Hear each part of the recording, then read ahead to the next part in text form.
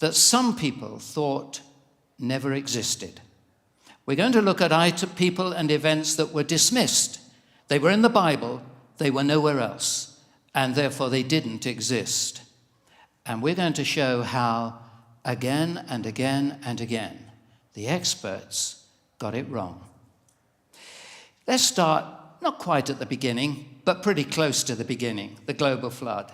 Now, most of you may know that a catastrophic flood is well embedded in the ancient traditions of nations right across the world, including places like Alaska, China, Egypt, Guyana, Hawaii, India, Iran, Mexico, North America, Papua New Guinea, Peru, and Russia. In fact, with the exception of Antarctica, and you might work out why, every continent has flood ideas, traditions. Now, some of them are quite wacky, riding out the flood on the back of a turtle and things like that. But they are all recognizing a flood, even in places where they're a long, long way away from the water. But we're going to go back to the ancient Near East and look at some that are closest in resemblance to the biblical record. Here are two: Atrahasis epic, that was mentioned earlier, and the Gilgamesh epic. Now, let me tell you briefly the story of the Gilgamesh epic. Gilgamesh wants to get immortality, and he meets up with Utnapishtim. And Utnapishtim says, I was told by the god Ea that there was going to be a big flood on the land, and I had to build a big boat. I got the dimensions, and I built the big boat. He built this big 6-decker. He was told to bring representatives of the animal kingdom into the big boat. He was told to bring his family into the big boat, and he rode out a terrifying flood for 1 week. In fact, it was such a terrifying flood that even the gods, the lesser gods, were terrified by it and were afraid. And then eventually he sent out a dove, a raven, and a swallow, and in his case the raven didn't come back, so he knew it hit dry land somewhere, got out, and he worshipped the gods. You can see immediately some similarities. Now that is encouraging, not discouraging, because it means that here is a legend of the flood, and where does it come from? It comes from the more sane version that you find in the biblical record. Now there's a little quirk in the Atrahasis record that's worth just passing on to you, because in this case, we're told that the demigods that had been created to do all the work for Enlil, the main god, they downed tools and went on strike. So they had to create the human race in order to do the work that the demigods refused to do. The trouble is, the human race made such a din on earth that it gave the gods a headache. And so they decided they'd have to bring a flood to wipe out the whole of the earth. That was the origin of the flood, a headache among the gods. Now, all this is encouraging because it does at least tell us that right close to the biblical origin of the flood, right there in the Mesopotamian area, where we have the record of a global flood right over the whole of planet Earth, that there were the people were picking up the story as generation went on after generation, and it spread across the world. So when people tell you there are many stories of the flood, don't be fazed by that. Say, yep, I know that. And in fact, isn't that encouraging? Where do you think the idea comes from? It comes right from there in the Bible. Oh, and by the way, don't forget, of course, that Jesus and the prophet Isaiah and the apostle Peter all believed in a global flood that was a fact of history. Let's move on a little bit from that. Did Abraham exist? You see, one of the problems is the only reference we have of Abraham is in the Bible. So he didn't exist. Now, to this day, we don't have any reference to our Abraham outside of the Bible. But we've got some interesting references.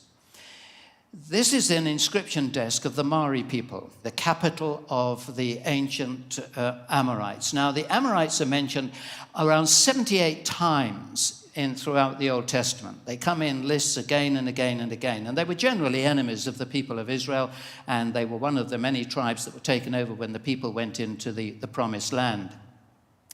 And the Mari, the great capital of the Maris, was discovered in 1935. And they discovered the 6-acre palace, 600 rooms on 2 levels.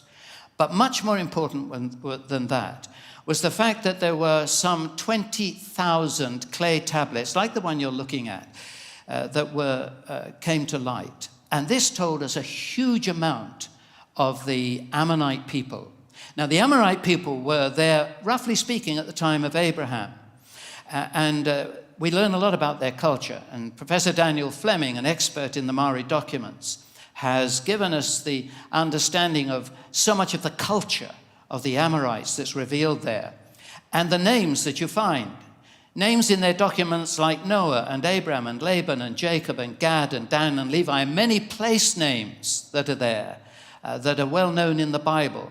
Now, those names, those people's names, are not the same people as ours in the Bible, but it shows that those names are very familiar at that time. And the culture is very, very similar to the one that we know is revealed in the book of Genesis. In fact, let me tell you a little bit about the time of Abraham. If you think that Abraham and Sarah were really very primitive people, came from a very primitive society, then stop thinking like that and think again. You're looking at some correspondence, and let me tell you that from that time there are thousands of little clay tablets like this. Yes, from 500 years before Abraham even. When Sir Leonard Woolley dug up Ur of the Chaldees, not all of it, but a good bit of it, which was where Abraham started out in life, when he dug it up around about in the 1920s, he discovered that 1 in 5 homes had writing material in them. He discovered that Abraham and Sarah could have lived in a 2-story house with a bedroom, reception room, kitchen, and some primitive plumbing as well. And we know now that these people were skilled in mathematics, they were skilled in quadratic equations, they were skilled in geometry and in algebra, and they knew, wait for it, they had a working knowledge of the theorem of Pythagoras 1,500 years before the Greek philosopher was even born. And you're looking at a writing tablet. Now, there are loads of these. On the extreme left-hand side, you have the letter. You want to send a message. There are thousands of these, and there's many, many tens of thousands, I repeat, tens of thousands, in the museums of our world. The British Museum have got loads as well, and they haven't yet been translated. What might we read yet? There are marriage contracts. There are property deals. There are rental things for property. This is the one you're looking at, is actually for the rent of a room in a temple. And you simply write it on a piece of clay, you back and front, you flip it over like this when you want to turn the page, with a little square-ended spatula, like a lollipop stick, you just punch it in, and you get this little dagger kind of writing. You put it inside the envelope, you slap the top over the top of it. Actually, the letter was put in when it was damp in this case, because it's come out in reverse on the back, and then you seal it round, stick a stamp on it, put it in the envelope, and it gets delivered. Well, maybe. But there are thousands of these. And there are orders for goods. There was trade going on all around the Mesopotamian area in the ancient Near East. There are goods for the orders. There are complaints of the delivery of wrong goods and inferior quality goods 4,500 years ago. Nothing changes. And all that in the time of Abraham. He came from a very, very sophisticated society. And God told him to go out into the desert, not knowing where he was going. And he became a nomad. Oh, and by the way, if you go online and just Google in Abraham's camels, you'll come up with people that still tell you that the Bible is wrong, you see, because Abraham, we are told, had a great herd of camels when he was in Egypt. And we know that camels were not domesticated 2000 BC. Well, really? That's because they don't do their homework. Now, here's the impression of a seal. There are 2 kinds of seals. There's the cylinder seal, which is a little bit thicker than your finger and carved round it, and then it's rolled over a piece of soft clay. It's like your ID card, your Visa card, if you like. Or there's the flat seal, which you carve on a piece of stone, and then you slap it on the seal. Now, this is the seal impression of a cylinder seal. And can you see, look carefully. There are two, actually it's only one, but it's come out twice. There are two-humped camels with people sitting on them. Can you see that? Well, this may just help you a little bit to pick it out. Got it? All right. That may not be how you'd draw a camel. It's probably better than I would. But anyway, there are two-humped camels. This is within a couple of hundred years of the time of Abraham. And that, in archaeological terms, is next door. So we know that camels were domesticated even before the time of Abraham. The idea that the narratives of Abraham and his family were invented during the time of the monarchy at the earliest is, according to Professor Kenneth Kitchen of Liverpool University in England, without a particle of supporting evidence. The culture of the time of Abraham is as revealed in the Bible, is exactly as we have it in the known records that have been left us of that time. Abraham fits just where he belongs, and one day we may well come up with his name, on a document that has not yet been translated. And who were the Hittites? You say, I don't know who the Hittites were. Well, I'll tell you. They were a very fierce people. They come up a lot in the Old Testament. In fact, Abraham bought a field to bury Sarah in from the Hittites. And you may also recall that one of David's generals was a Hittite, Uriah, Bathsheba's husband.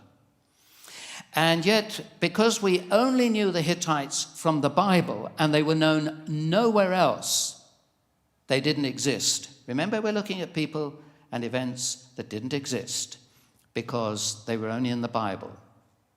And then in 1906, in Turkey, modern-day Turkey, Hattusis, the capital of the Hittites, was discovered. It told us a huge amount about them. The palace was covered an area and covered a huge area, and there were many rooms in it. The Hittites are now well known. Some of you may have even seen programs. The BBC ran a program not long ago on the Hittites. They are very well known. Today, nobody doubts the Hittites. Hey, and more than that, not only was their ancient capital discovered in Turkey in 1906, but we now know that they fought a very famous battle, one of the most famous battles in the ancient world, the Battle of Kadesh in 1274. And it was against Ramesses II, one of the most famous of all the pharaohs of Egypt, and one of the most powerful, and the one who built more monuments to himself than any other pharaoh. And they fought a battle. It was a terrible battle. They fought themselves to a standstill, and they were going to resume it the next day and then realized they'd all run out of steam and they couldn't. So eventually it left to what is considered to be the first known peace treaty in the world. But of course, in the ancient world, when you fought a battle and you either lost or didn't win, you've got to go back home and make it look as though you really won. So when Ramesses II went back home to Egypt, he made it clear to everybody that he won, and he made this little temple to himself. And if I tell you that each one of the 4 figurines there is 60 feet high, you'll get an idea of what it's like at Abel Simnel.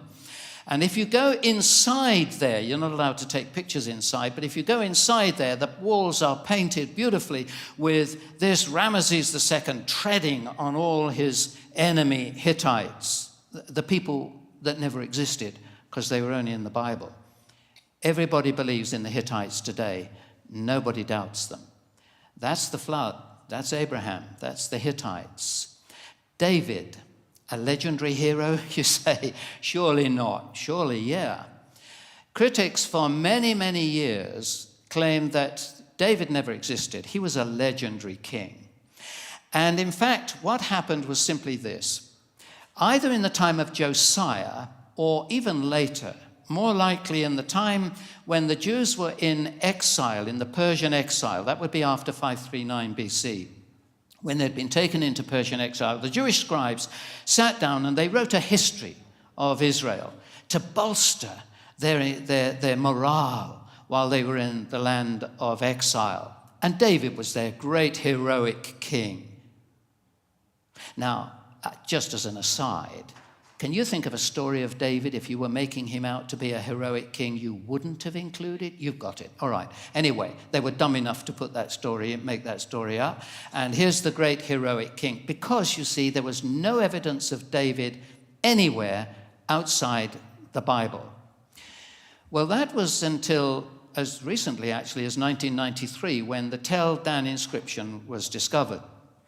Discovered at a place called Dan in northern Israel, and it was the ruins of, and hence it was Tel Dan, because Tel is the Aramaic word for a ruin mound, like a big rubbish tip, really, trash tip.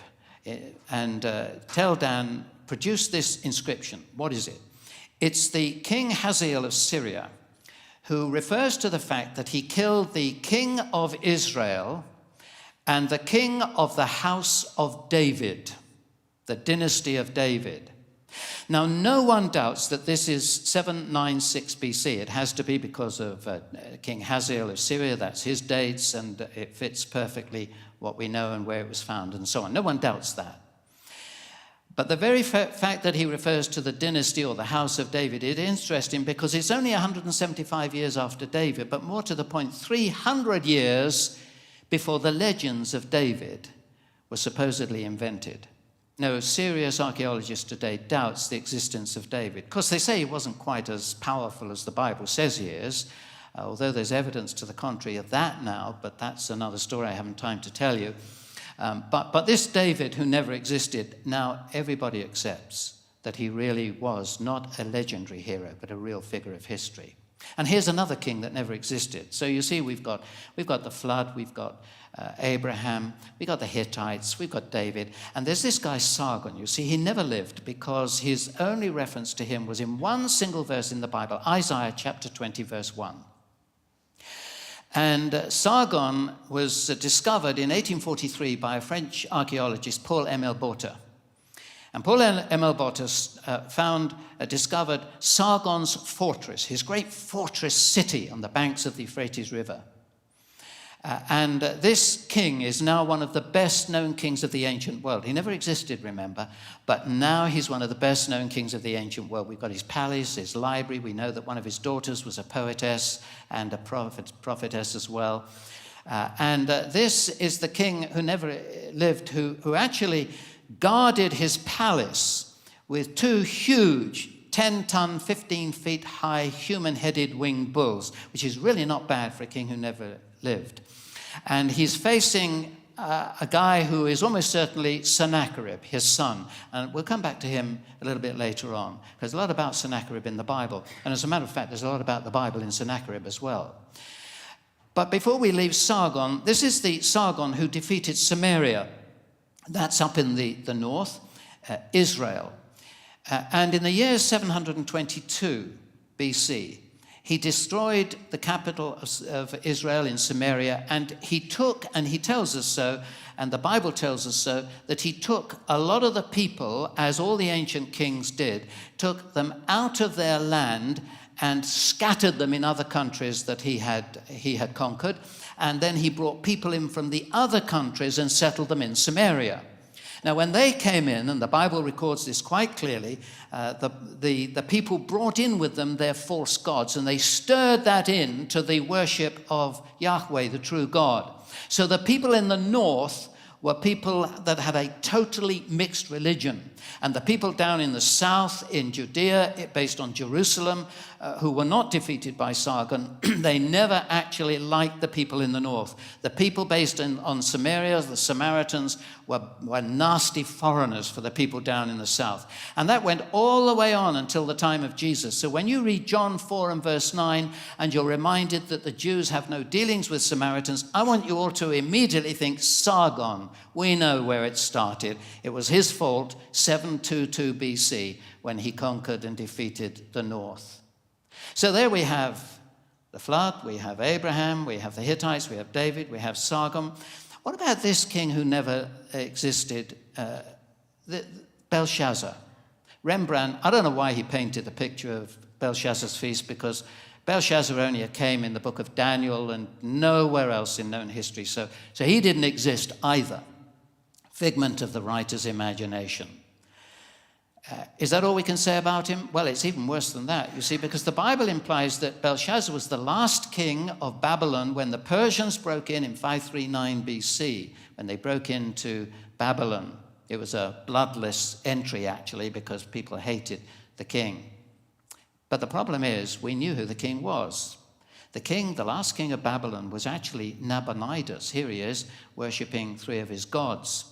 The last king of Babylon was Nabonidus, and yet the Bible says that the king in Babylon at the time the Persians broke in 539 was Belshazzar. It's got to be wrong, hasn't it?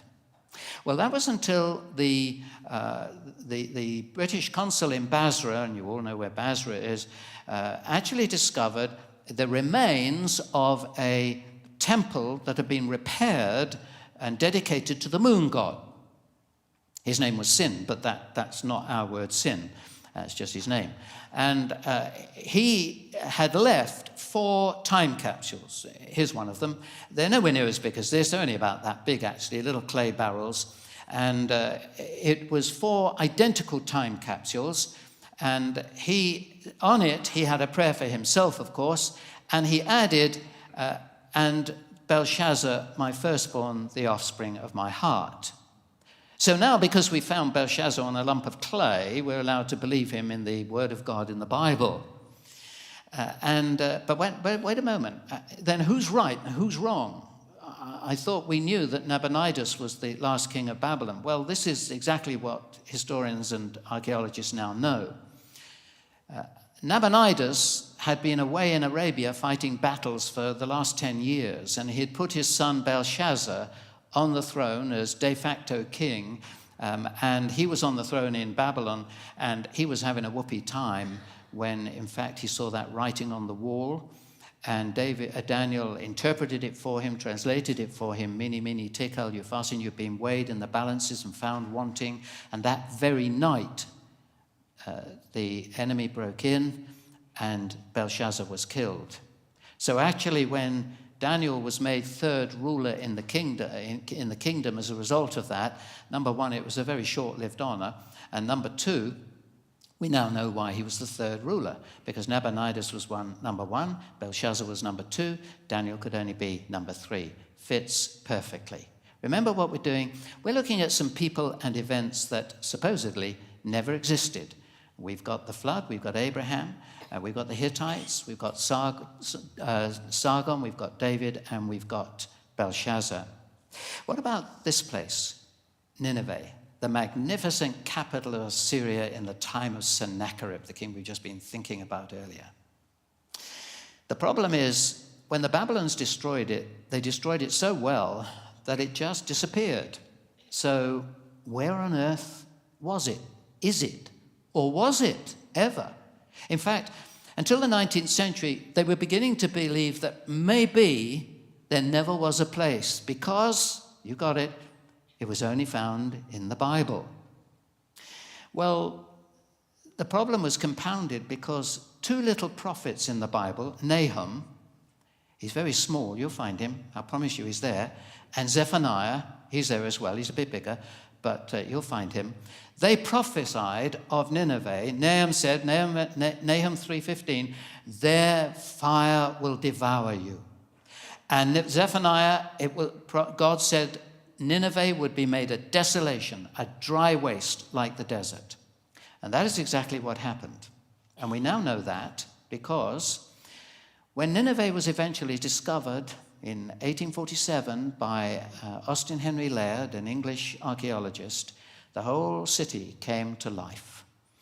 And the burnt walls, fire-blackened walls, you can see right there in front of you, where the scorching of the walls of the intense heat.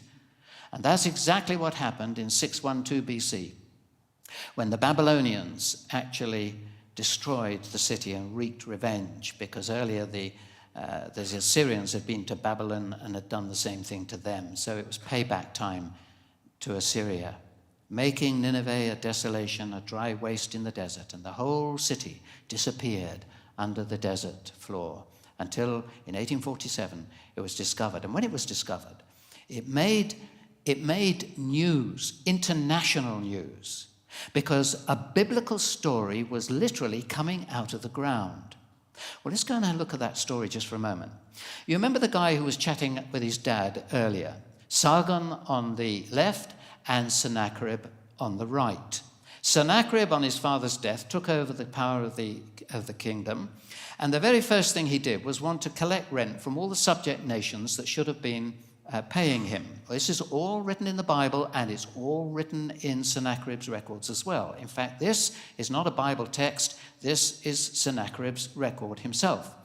He says he took his army through the land of Judea, and as to Hezekiah the Jew, incidentally, this is one of many times when pagan kings refer to Jewish kings in the right place at the right spot, and Jewish kings are referring to pagan kings in the right place at the right spot. As to Hezekiah the Jew, I laid siege to 46 of his strong cities, walled forts, and to countless small villages in their vicinity. So he trundled his massive, brutal Assyrian army through the land, smashing, destroying, plundering, burning all through the land. 46 of his strong cities and walled forts and the land around them. It was a devastating time. And Hezekiah is holed up in Jerusalem. And then Sennacherib came to the walls of Lachish. Lachish is the second most significant, most powerful city and the most well-defended city of all. And eventually it fell. And when he went back to Nineveh, Sennacherib decorated his victory wall, not with Jerusalem, but with Lachish. 61 feet of wall panels. And it was when Austin Henry Laird discovered it in 1847, as I say, it made international news, because here was a battle from the beginning to the end put out for us all to see. It's now how we know what ancient warfare was like. And you can see the battering ram. I'd love to talk to you more about that battering ram, but I haven't got time. But this is how we know what battering rams were like in the ancient world. And down on the bottom right-hand corner, you can see people. It's an early form of crucifixion. The Assyrians would put a stake through a man's stomach or his groin and leave him to die. And all through this tremendous panel, all the way around, until you have people right at the end, some of the leaders being spread out and literally flayed alive, with the children being made to watch. And it's quite significant that I'm not showing you a picture of that, but you can see children escaping with their parents, even in the one in front of you there. It's a biblical battle that's coming right out of the ground. And right at the end, you have the king sitting on his throne receiving the booty. Sennacherib, king of Assyria, besieging with all his forces. Meanwhile, back in Jerusalem, Hezekiah had 3 or 4 years of warning that the army was on the way. It took time for the army to get through the land and do all this destructive work and lay siege to Lachish. And so he had time. And one of the things he had to do was deny water to the enemy, but make sure that Jerusalem was well supplied. So the Bible makes a very simple comment. It says that actually what he did was to channel water through the city down to the west side of the city of David with a conduit, a tunnel, which brought water into the city. How many of you here this evening have ever walked through Hezekiah's tunnel in Jerusalem? 1, 2, 3, 4, about 2, 3, 4 of you. Yeah, okay. It's something that's quite incredible to do. You can actually walk through the tunnel that Hezekiah's engineers built, and no engineer today knows how they did it. They started at both ends. All they have is a little pick in one hand and an oil lamp in the other. We know they started at both ends because when they met in the middle, they left a plaque on the wall that told us exactly how they met. And they wind under the city, 49 meters down, 533 meters wiggling through, and the gradient is just less than 1%, just a gentle gradient, so the water keeps flowing, and it ends up in the pool of Siloam, which was only discovered, the real pool of Siloam, only discovered in the year 2004. And the prophet Isaiah, who was the in-house prophet at that time, had prophesied, "Thus says the Lord concerning the king of Assyria, he shall not come into this city, or shoot an arrow there, or come through to it before it with a shield, or cast up a siege mound against it.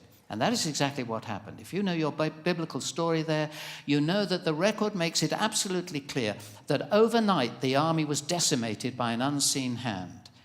And he had to go back to Syria, where a few years later he was slain, assassinated by 2 of his own sons. And the Bible actually gives the name of those 2 sons, one of which has been identified in Assyrian and Babylonian records. And the Greeks and the Babylonians both confirm that his army was decimated and he had to return home. They give a different reason for it. Herodotus, the Greek historian, says that mice ate all the bowstrings so that they couldn't do any more fighting. There is a biblical account that is more accurate than that, and you can go read it for yourself. But it does mean that the word of God was absolutely true, and this is significant. Sennacherib left a record of all his military campaigns. And in every single military campaign against the surrounding nations, he captured the central city and captured its king, with one single exception. And that was Hezekiah in Jerusalem. And all he can say about Hezekiah in Jerusalem on the Taylor prism is that he shut up Hezekiah in Jerusalem like a bird in a cage. That's true. The problem is he couldn't open the cage and get the bird out. And it really was an admission of defeat, although he didn't look like that. So he went back home, and like Ramesses II with Abel Simnel and his so-called victory over the Hittites, he had to make a wonderful victory over Israel and Judah, and it's the Lachish room that he has to put up. Let's have a look at a few more people confirmed by the spade. Here is one of the great kings of the ancient world. I thought you'd like to see him. Beautiful picture of him, isn't it? Shalmaneser III, king of Assyria. He calls himself the strong man unsparing. And he tells us what he used to do when he defeated a city.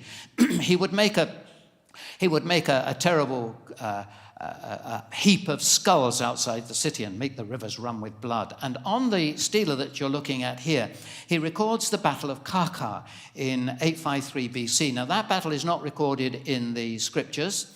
They don't need to record all the battles unless they've got some particular reason.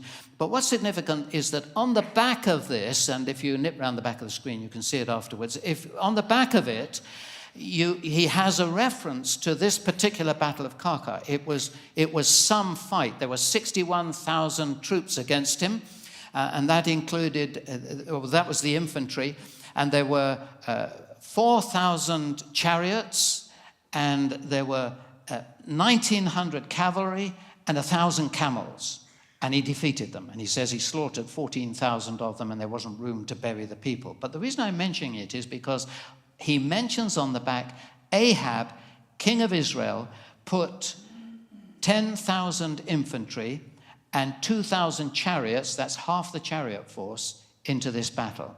One of many occasions when ancient kings are referring to biblical kings in exactly the right position. And here's another one. This is the guy who drove his chariot furiously into Jerusalem, and the end of Jezebel was just on the end of that as well. Now, Jehu was a butcher and a usurper. He'd butchered his way to power, usurped the throne of Israel. He needed a few friends to keep on side. And who better than the big guy himself, Shalmaneser III? So he toddled along to Shalmaneser with a few gifts. And on the black obelisk, it's an obelisk because it's four-sided and it tapers at the top, and it's called a black obelisk because it's black limestone. And on the black obelisk, there is a list of 5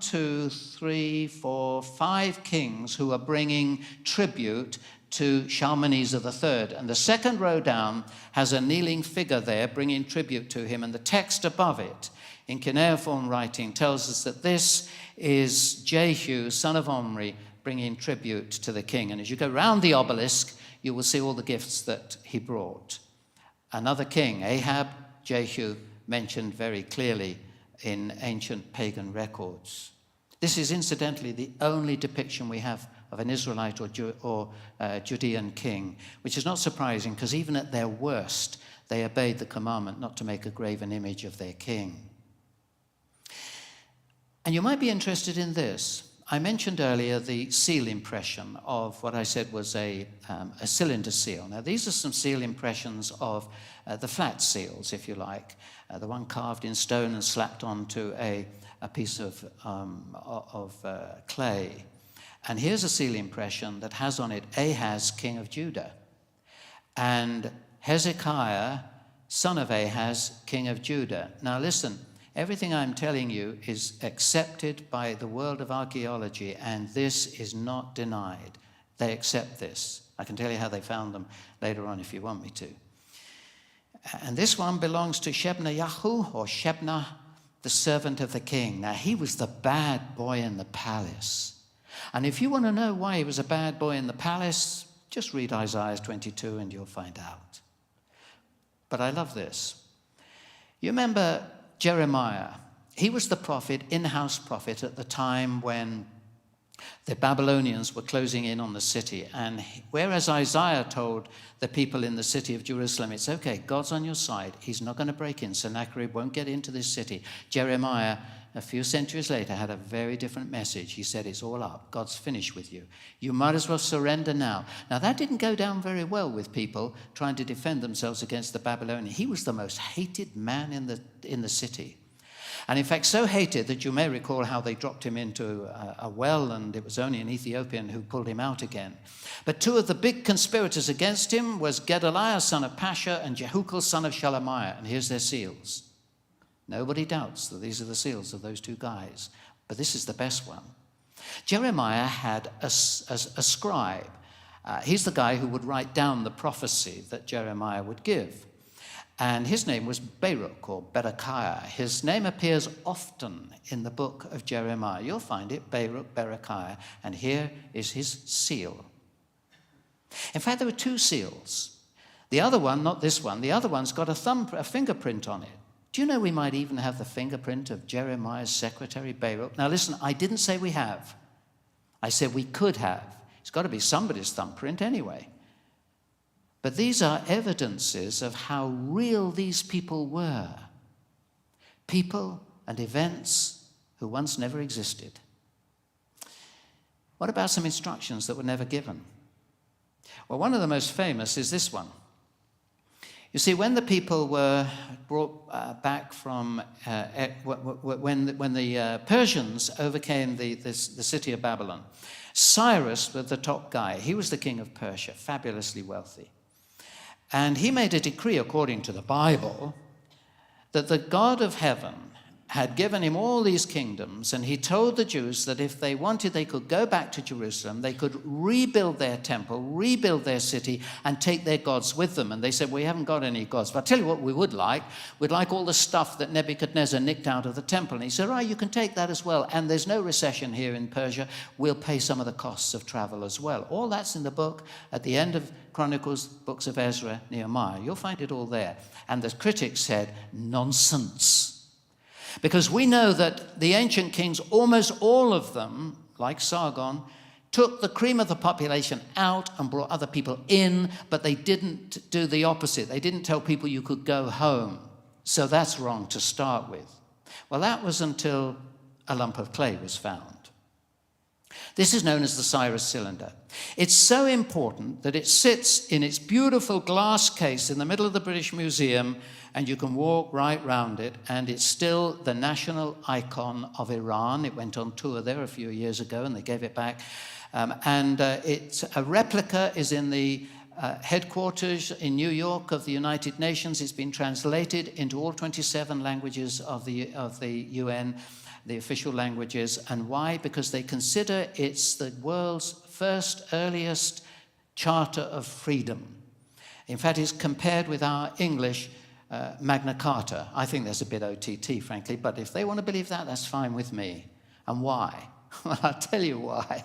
Very simply, because in 539 BC, the king Cyrus, king of Persia, conquered Babylon, and on this cylinder he gives permission for exiled peoples to return home and rebuild their cities and temples, exactly as it's recorded in 2 Chronicles 36 and Ezra 1 and Ezra 6. Now, he doesn't mention the Jews, the Israelites on this, but he mentions a lot of other nations as well.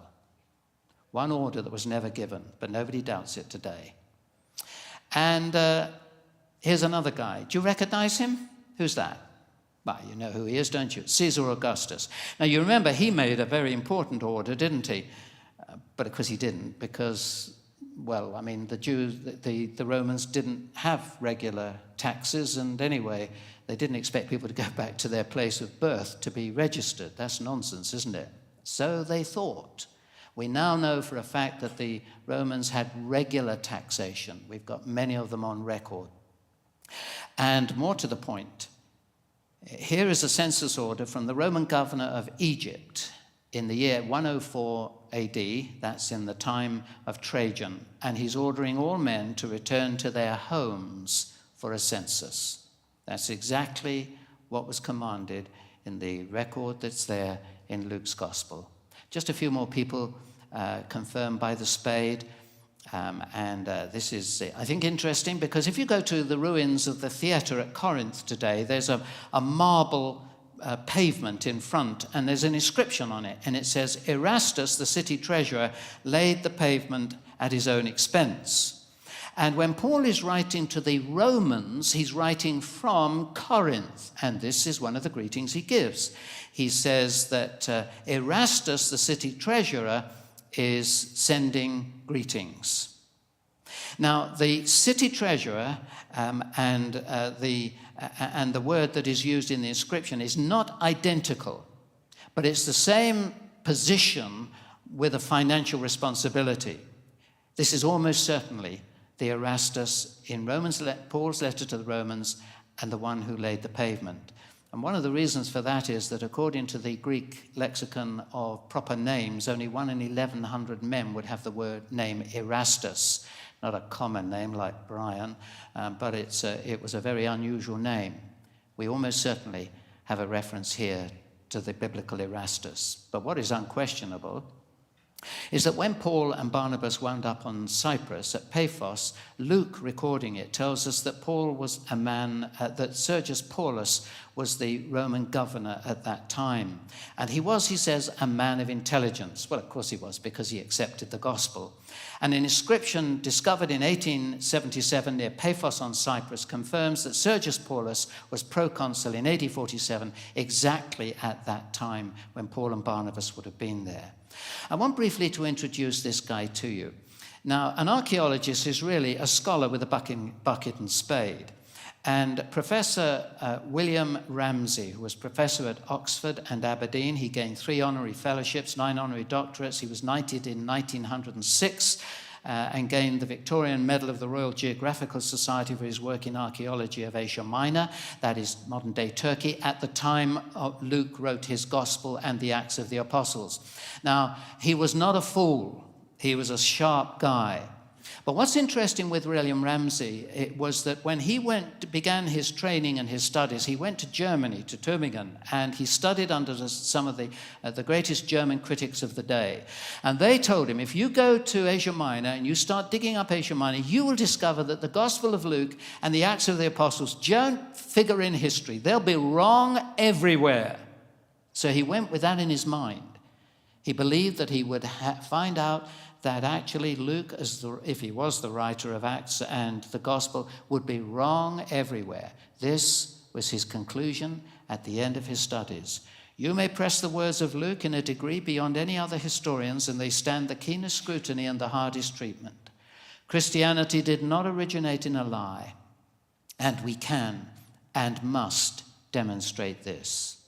Now, his work has never to this day been exceeded. It's interested in some critical books, you don't get a reference to him, and I'll tell you why you don't get a reference to him, because he's already answered their criticisms, and they don't want anybody to do that. You're familiar with that kind of approach.